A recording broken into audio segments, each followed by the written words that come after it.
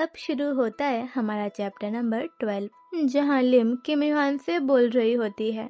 हे किम योहान, क्या तुमने washing machine on की है?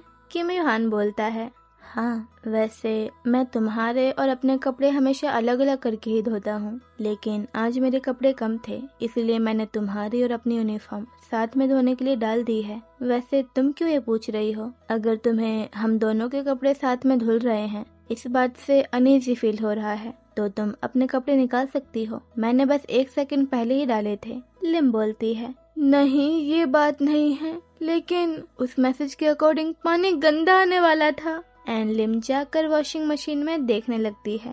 हाँ, लगता है अब हम मुसीबत में पड़ने वाले हैं किम योहान। अरे नहीं, हमारी स्कूल यूनिफॉर्म। छी, इसमें से तो कितनी गंदी स्मेल आ रही है। तो तुम उन्हें सूंघ ही क्यों रही हो? अब हम क्या करेंगे? कल तो हमें स्कूल भी जाना है। किम योहान बोलता है, हमारी यूनिफॉर्म डार्क कलर की है, तो अगर हम बस एक बार ऐसे ही धो लें तो ज्यादा पता नहीं चलेगा, लेकिन हमारे पास वाली लॉन्ड्री में भी यही दिक्कत होगी। अरे नहीं, अब हम क्या करेंगे?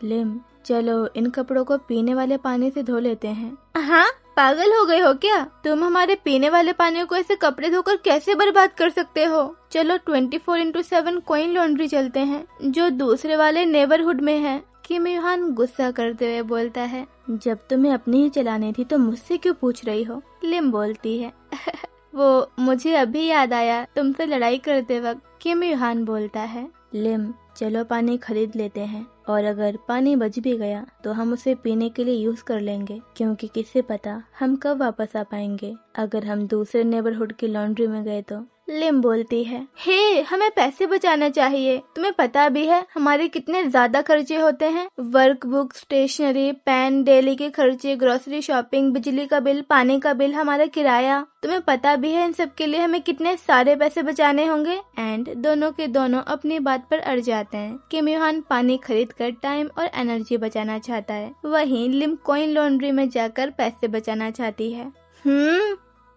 लिम आगे बोलती है, चाहे मेरा मॉम डैड से कांटेक्ट ना हो, लेकिन फिर भी वो मुझे रेगुलरली थोड़े बहुत पैसे भेजते रहते हैं। लेकिन तुम्हारी सिचुएशन में तुम अपनी सेविंग पर जी रहे हो। एक दिन आएगा जब तुम्हारी सारी सेविंग्स खत्म हो जाएंगी और तुम्हें पता भी नहीं चलेगा, एकदम से सब फिनिश हो जाएगा। तब तुम क्या करोगे? और वैसे भी ऐसा नहीं लगता कि तुम्हारे पेरेंट्स तुम्हारी हेल्प करने के लिए रेडी भी होंगे। सच कहूँ तो हेल्प करने की जगह ऐसा लगता है कि वो इस बात में ज्यादा खुश होंगे कि तुम रोड पर ऐसे ही भटकते रहो।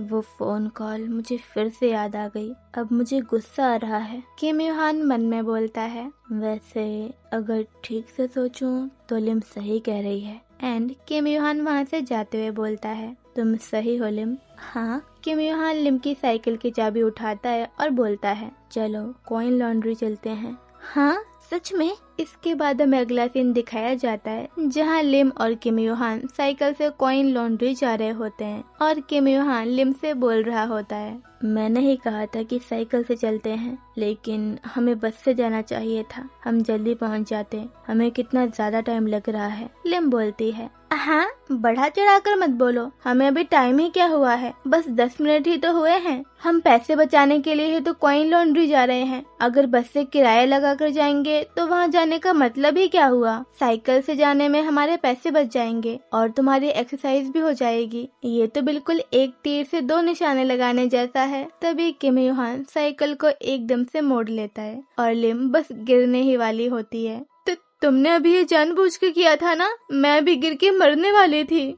किम योहान बोलता है, लिम, मुझे अच्छे से टाइटली पकड़ लो अपने दोनों हाथों से, क्योंकि अगर तुम मुझे ऐसे ही पकड़ के रखोगी तो गिर सकती हो। तुम मुझे नर्वस कर रही हो। हाँ, टाइटली पकड़ लो। एंड लिम किम योहान से बोलती है, तो पक्का ना मैं तुम्हें पकड़ लूं? तुम ऐसे क्यों पूछ रही हो?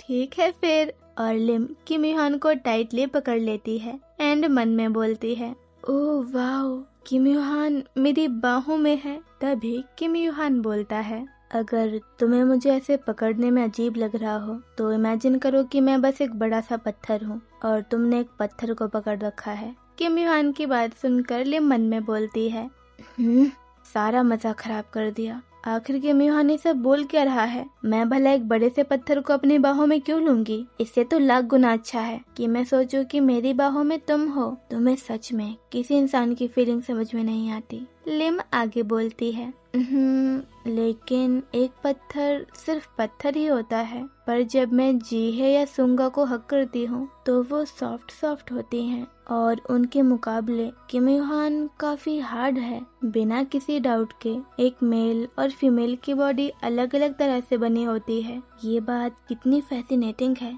लड़कों की बॉडी अलग तरह से बनती है। नहीं, सभी लड़कों की नहीं, सिर्फ किम योहान की। किम योहान स्पेशल है ना, इसीलिए। क्या किम योहान का पेट भी सॉफ्ट सॉफ्ट होगा? और तभी लिम किम योहान के पेट को टच करने लगती है। हे लिम! अरे नहीं, सॉरी, मैं तो बस मजाक कर रही थी। हे लिम, तुम पैदल जाना चाहती हो क्या? तुम्हें उतार दूं? सॉरी ना, लिम मन में बोलती है। हाँ। किम योहान का तो पेट भी हार्ड है। इसके बाद हमें अगला सीन दिखाया जाता है जहां दोनों ऑलमोस्ट कॉइन लॉन्ड्री पहुंच जाते हैं, लेकिन रास्ता चेक करने के लिए रुके हुए होते हैं। तभी किम योहान बोलता है, अब यहाँ से किस डायरेक्शन में जाना है लिम? लिम बोलती है, मैप के अकॉर्डिंग पहले हमें सीधा जाना है, फिर लेफ्ट लेना है, इसके बाद हमें कन्वीनियंस स्टोर दिखेगा और हम पहुंच गए। एंड लिम ब्लश करते हुए मन में बोलती है, ऑलराइट, चलो बस बातें करते रहते हैं। वैसे भी इन सब चीजों के बारे में सोचने का भी टाइम नहीं है, क्योंकि कुछ ना कुछ ऊट पटांग अपने आप ही हुए जा रहा है। लेकिन मुझे किम योहान से आखिर किस बारे में बात करनी चाहिए? मुझे तो पता भी नहीं है कि उसे क्या पसंद है, और क्या हम दोनों के बीच कोई कॉमन इंटरेस्ट का टॉपिक है जिस पर हम बात कर सकें। और लिम अपनी और किम योहान की अभी तक की सारी कन्वर्सेशन सोचने लगती है। स्कैम, मिलेनियम चर्च की जान मेरे अंकल की मुट्ठी में है। 100 बिलियन वॉन। तुम्हारे लिए सबसे इम्पोर्टेंट अभी सेफ्टी है ना? मैं वादा करता हूँ ऐसा कुछ नहीं होगा। मैं तुम्हें घर से निकाल के फेंक दूंगी। मेरी मॉम की फैमिली बहुत अमीर थी। चलो किम योहान, हम दोनों मेरे अंकल को पकड़ सकते हैं। मैं तो जिस कमीने ताक मुजिन के साथ हान रिवर में डुबाकर मार डालूंगा। सुना तूने? तुम्हारा मतलब क्या है क्यों से? ऐसा इसीलिए था क्योंकि हमारे पास तुम्हारी फैमिली की तरह अंधा पैसा नहीं था। एंड इन सब कन्वर्सेशन के बारे में सोचने के बाद लिम मन में बोलती है, हाँ, ओह माय गॉड, मैंने आज तक किम योहान से कोई नॉर्मल कन्वर्सेशन तो करी ही नहीं। हमें कुछ नॉर्मल बात करनी पड़ेगी। हाँ, और ये फालतू की बातें भला हम टीनेजर कैसे कर सकते हैं? स्कैम, चूना लगना, सेफ्टी, घर से निकाल देना। अगर चीजें ऐसी ही चलती रही तो मैं और किम योहान कभी दोस्त नहीं बन पाएंगे। नहीं। हाँ, मुझे बात करने के लिए कोई ऐसा टॉपिक चुनना चाहिए जिससे हम दोनों सबसे नॉर्मल और कॉमन वे में रिलेट कर सकें। एंड लिम किम योहान से बोलती है, हे किम योहान, सुनो, क्या ऐसा कुछ है जो तुम करना चाहते हो? किम योहान बोलता है, जैसे कि क्या? किम योहान का रिस्पॉन्स सुनकर लिम बोलती है, बहुत बढ़िया। उसे ऐसा जवाब देने के लिए एनकरेज करो जिससे उसे खुशी हो। और फिर बिंगो। तभी लिम किम योहान से बोलती है, जैसे कि अभी हाल चीजें काफी हेक्टिक और अनफॉर्चुनेट हैं, लेकिन आखिर में सिचुएशन फिर भी समहाउ ठीक हो ही जाएगी। तो तब तुम सबसे ज्यादा क्या करना चाहोगे? लिम की बात सुनकर किम योहान सोचने लगता है, लेकिन उसे कुछ भी समझ में नहीं आता। और किम योहान लिम से बोलता है, मेरे दिमाग में अभी कुछ नहीं आ रहा। हाँ, क्या? लेकिन ये तो इम्पॉसिबल है। अगर तुम्हें ये भी नहीं पता तो तुम इतना ज्यादा पढ़ाई क्यों करते हो? इतनी मेहनत करने का क्या फायदा? किम योहान बोलता है, वेल, अगर एंड में सब कुछ ठीक हो जाता है, अगर सिचुएशन बेहतर हो जाती है तो। एंड किम योहान शांत हो जाता है और मन में बोलता है, लेकिन मुझे नहीं लगता कि कभी कुछ ठीक होगा भी। लिम बोलती है, क्या तुमने अभी तक नहीं सोच पाया? ठीक है, तो फिर मैं तुम्हें बताती हूँ कि मैं क्या करूँगी। इसके बाद लिम की वॉइस किसी बैकग्राउंड नॉइस की तरह कम कर दी जाती है और हमें बैकग्राउंड में किम योहान की वॉइस आती है, जहाँ किम योहान बोल रहा होता है, क्योंकि मेरे डैड एक बहुत ही जिद्दी और कभी हार ना मानने वाले इंसान हैं। वो आखिरकार ताक मुजिन को ढूंढ निकालेंगे और पकड़ लेंगे, लेकिन मेरे अंदर इतनी हिम्मत नहीं है कि मैं ये सब लिम को बता दूं। पर एक बात है जो मुझे बार बार परेशान कर रही है। ऐसा लगता है जैसे वो दोनों एक दूसरे का परफेक्ट रिफ्लेक्शन हो। क्योंकि सोचने वाली बात है, इतने सारे लोगों और चर्चेस में ताकमुद्दीन ने मिलेनियम चर्च को ही क्यों टारगेट किया? और उसी वक्त मेरे डैड, जो कि हर किसी को लेकर इतना ज्यादा सस्पिशियस रहते हैं, वो परफेक्टली उसके जाल में फंस भी गए। क्या ये अजीब नहीं है? ये सब या तो एक इत्तेफाक है या फिर। इसके बाद हमें किम युहान के बचपन का एक फ्लैशबैक दिखाया जाता है, जहां किम युहान के डैड किम युहान से बोल रहे होते हैं, जब कोई इंसान घोड़े की सवारी करता है तो घोड़ा समझ जाता है कि वो इंसान असल में कैसा है। वो इंसान जो अभी उसकी सवारी कर रहा है, क्या वो स्पिरिचुअली डिसिप्लिन्ड है या नहीं, क्या वो एक अच्छा इंसान है, और आखिर उसकी नीयत कैसी है, और आखिरकार उसमें कितनी हिम्मत है। दोनों में से ज्यादा ताकतवर कौन है? और उस इंसान का कैरेक्टर समझने के बाद घोड़ा डिसाइड करता है कि क्या उसे अपने घुड़सवार को एक दुश्मन की तरह देखना है या अपने मालिक की तरह, जिसकी वो हमेशा इज्जत करेगा। और पता है बेटा, यही बात इंसानों पर भी लागू होती है। कभी कभी बिना किसी को अच्छे से जाने भी तुम सिर्फ उसे देखकर समझ सकते हो कि वो असल में किस तरह का इंसान है। मौका मिलने पर क्या वो तुम्हारे ऊपर बंदूक तान देगा या तुम्हारा साथ देगा। इसके बाद हम प्रेजेंट स्टोरी में वापस आते हैं, जहाँ किम युहान मन में बोल रहा होता है, वैसे भी मेरे पास कोई और चॉइस नहीं है, मुझे बस उस 1% चांस पर ही भरोसा करना होगा। लेकिन जो एक बात क्लियर है वो ये है कि मिलेनियम चर्च का फ्यूचर अब सिर्फ ताकमुद्दीन पर ही डिपेंड करता है। इसके बाद हमें अगला सीन दिखाया जाता है, जहां लिम और किम युहान कॉइन लॉन्ड्री में पहुंच जाते हैं और लिम सारे के सारे कपड़े धोने के लिए डाल देती है और किम युहान से बोलती है, इसमें 50 मिनट लगेंगे, इसलिए जब तक कपड़े धुलकर सूख नहीं जाते हमें यहीं बैठकर वेट करना होगा।